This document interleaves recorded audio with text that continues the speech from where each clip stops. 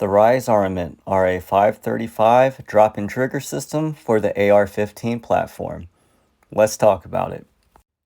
If you're looking to upgrade your mil-spec 2-stage trigger, this is an excellent choice to look at. In fact, I think the whole catalog of Rise Armament triggers are pretty decent. This particular trigger has a really clean 3.5 pound break, one of the cleanest breaks I've ever felt on a trigger, to be honest with you. The unit only weighs 2.3 ounces, and the installation was really simple, and it comes with a set of anti-rotation pins. Now, there are a ton of triggers on the market for the AR-15, so it can be a little confusing which one to choose or which one feels the best for you. But some of your top tier trigger companies are Timney and Geisley. Velocity makes really good triggers, but those can be very pricey. And here are some of the prices that I found online on Timney triggers and Geisley triggers. And yes, they are some of the best in the market, but you'll also be paying for it. And while the full retail price of the RA-535 is $259, I have not found that price anywhere online. In fact, I have found it mostly in the range of 160 as low as 123. So why would you want to upgrade your trigger? In fact, I used mil-spec triggers for the longest time and I felt that they were pretty sufficient. And I was pretty good with them, pretty accurate with them. Well, I gotta tell you, once you start using a really nice trigger, it's kinda hard to go back to using a mil-spec trigger. I never really noticed the creep of the mil-spec trigger and how bad the break was until I used a better trigger. I've used a lot of different triggers from CMC to Black Rain to Geisley to Timney and Velocity to Tribe Defense, and I gotta say, this still is one of my favorite triggers out of all of them. In this video here, you'll see that the trigger is automatically at the wall and then it just breaks. It breaks so cleanly and the reset is really short. I really like both aspects of the trigger. There's absolutely no play and no slop, and the machining and detail on this trigger I think is very, very well done. And I think they've done a really good job on just the looks and design of it alone. In my experience of using other Rise Armament triggers such as the RA-140, the RA-242, and the RA-434, there's just a little bit of creep in the trigger, but there's absolutely no creep in the 535 whatsoever.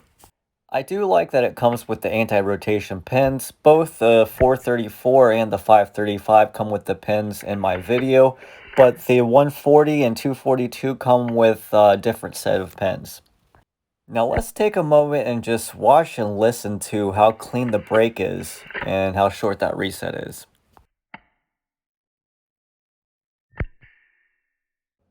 I even put my camera on slow motion just to slow down that reset and that trigger break, but I'd say that that's pretty clean.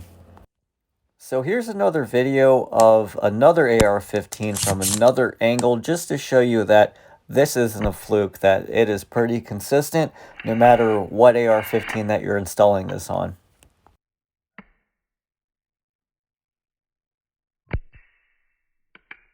I have run some steel case and I haven't had any light primer strikes, but I don't know if I would utilize this particular trigger if I'm running nothing but steel cased or aluminum cased ammo. Because something you should keep in mind is when manufacturers lighten up that trigger pull, a lot of times the hammer doesn't drop as hard. In fact, the only manufacturer that I found that's lightened up the trigger pull but not sacrificed spring tension is Hyperfire. And the Hyperfire triggers are probably my second favorite manufacturer of triggers on the market.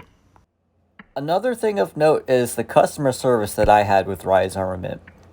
I had an issue with my 242 trigger when I first purchased it.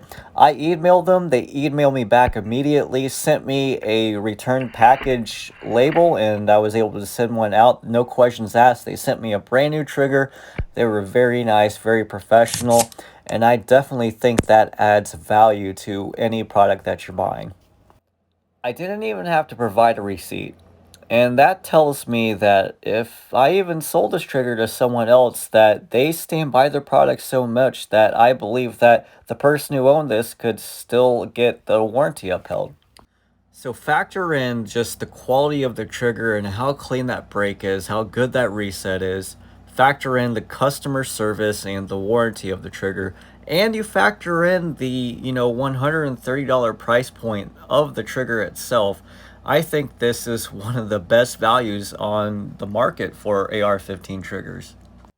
So I would absolutely recommend this trigger to anyone, from people who've owned a lot of different triggers to the person who's never used a different trigger other than a mil-spec one. But that's my review on the Rise Armament RA-535 trigger.